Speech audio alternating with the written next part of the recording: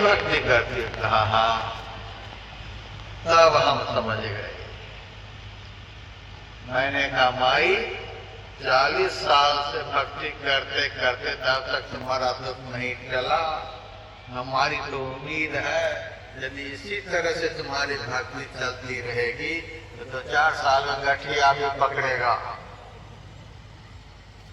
जोरों में दर्द पकड़ेंगे और कोई दुर्गति बाकी भी नहीं रहेगी। इसी को तुम भक्ति कहती हो। संत कबीर साहब की वाणी में भक्ति सब कोई करे, भरमना ना डरे।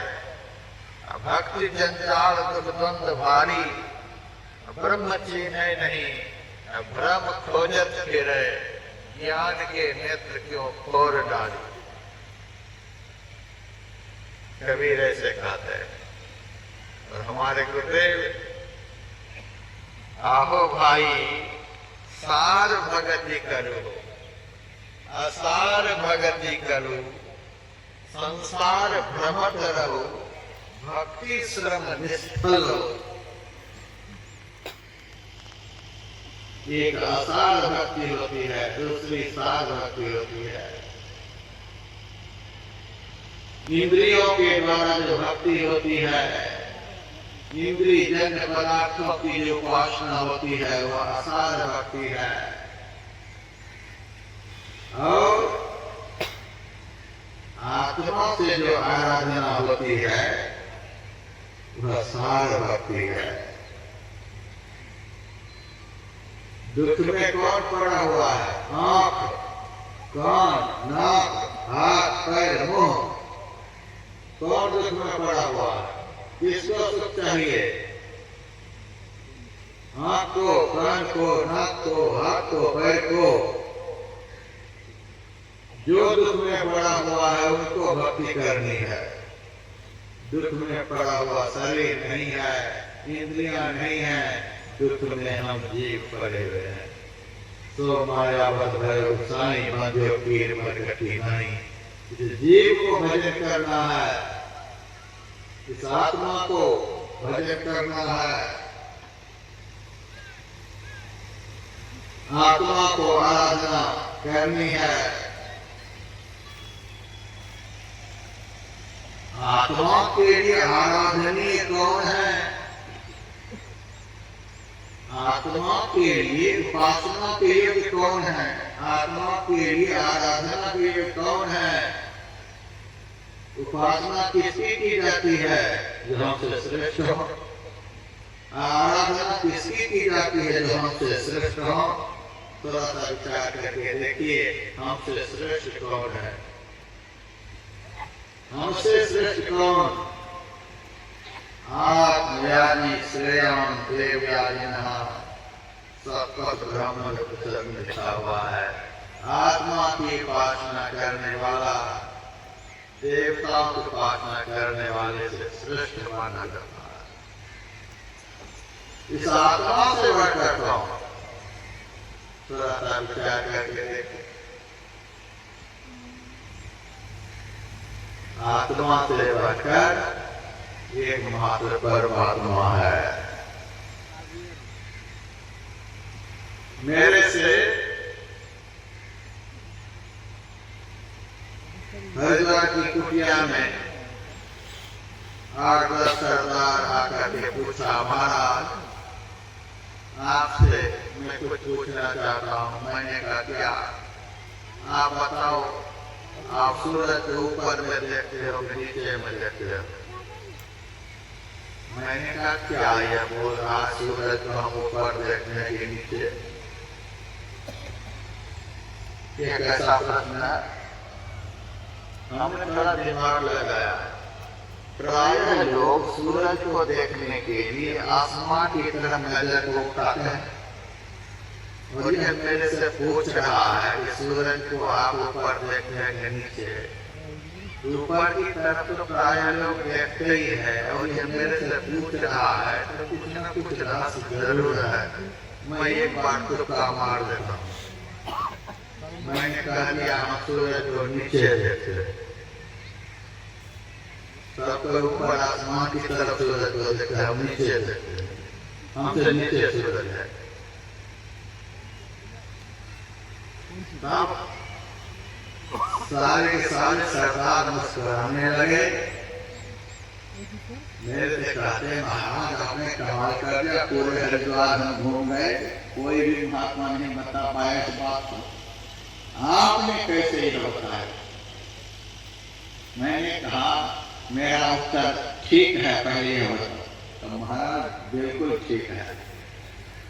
मैंने कहा यदि ठीक है तो अब सुनो, हमने मन में सोचा, तुक्का लग गया, अब तो हम इनको समझा ही देंगे।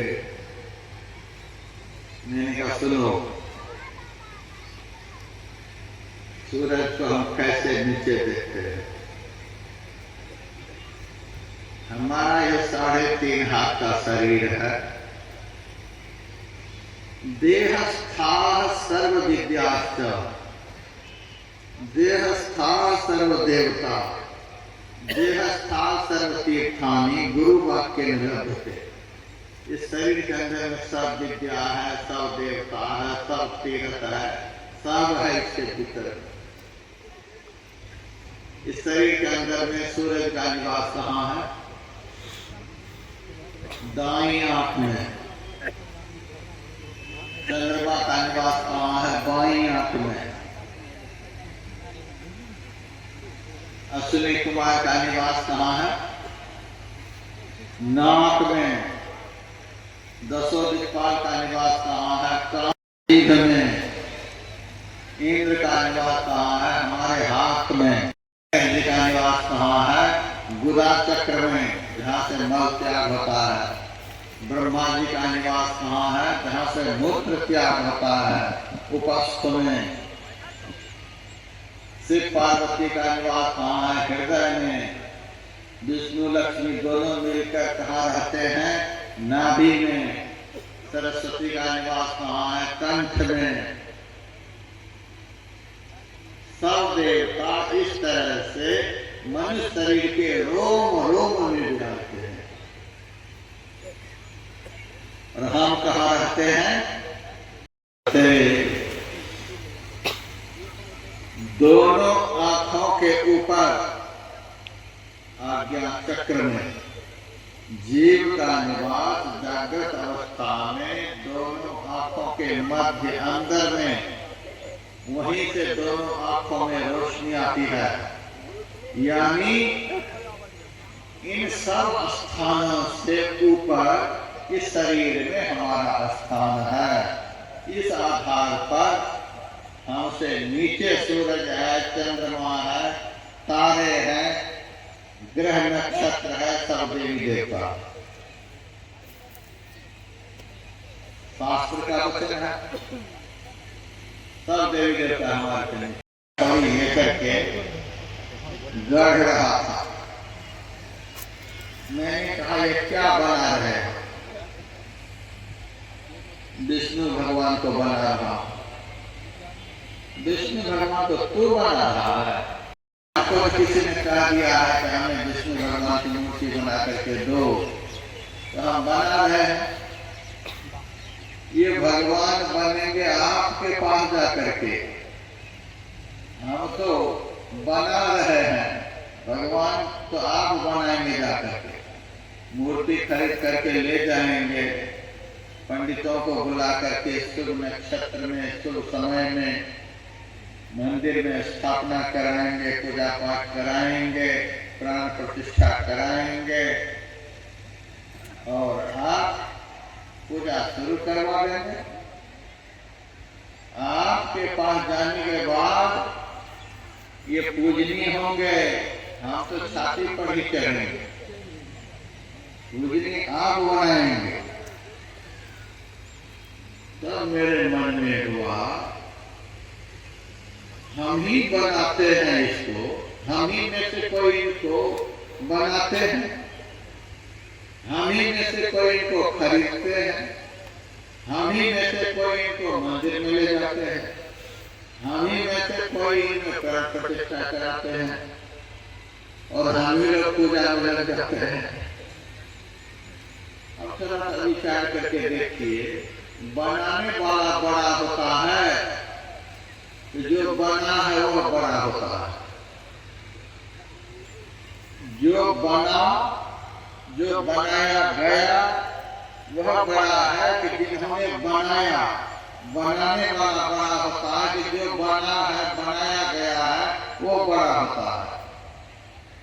तो क्या कहेंगे, जिन्होंने बनाया वो बड़ा होता है। संसार में जितनी भी मूर्तियां हैं उसको हमने बनाया है। हम ज्ञानवान कदापि शरीर में हैं, हम अपने ज्ञान शक्ति से राम की प्रतिमा बनाए, कृष्ण की प्रतिमा बनाए, शिव की प्रतिमा बनाए, सब देवी देवता तो हमने बनाया है। इस आधार पर जितने भी देव सृष्टि हैं सबसे बढ़कर के आत्मा है।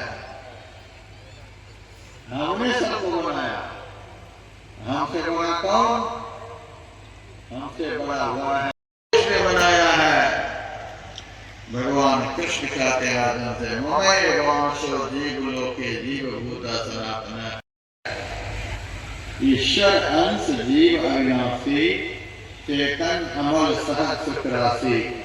ये जीव ईश्वर का अंश है। ईश्वर किनको कहते हैं? सब